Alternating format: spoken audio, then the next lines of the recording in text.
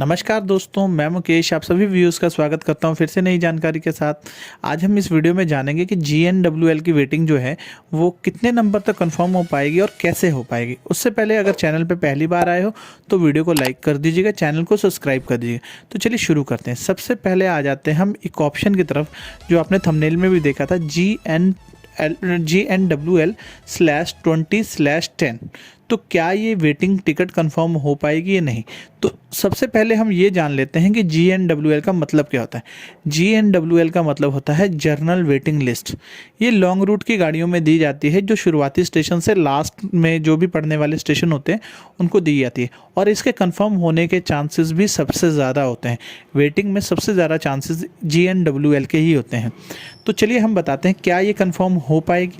तो जी हाँ, अगर आपके पास समय है 15 दिन से ज़्यादा का समय है तो ये कंफर्म हो पाएगी।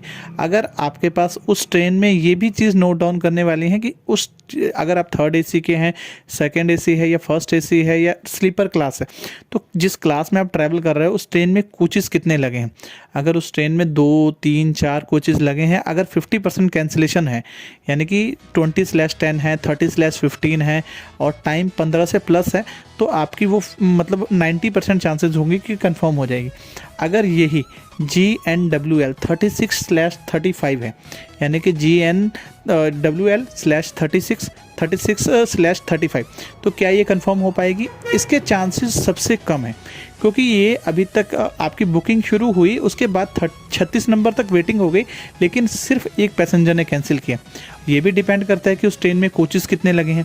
अगर तो उस ट्रेन में 10+ कोचेज़ लगे हैं, जिस भी ट्रैवल कर रहे हो, third AC, second AC, first AC या स्लीपर, किसी भी क्लास में ट्रैवल कर रहे हो, अगर उसमें 10 से प्लस कोचेज़ लगे हैं उस चीज़ के, तब तो ये कंफर्म हो जाएगी।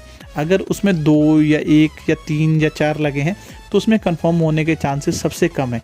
इसका कारण ये है, अगर आपके पास 1 महीने का टाइम है तो भी कंफर्म होने के चांसेस बहुत कम है, 60 से 70% ही है, क्योंकि अगर उसकी कैंसिलेशन जो है वो बहुत कम लोगों ने की है, इसकी वजह से कंफर्म होने के चांसेस कम है।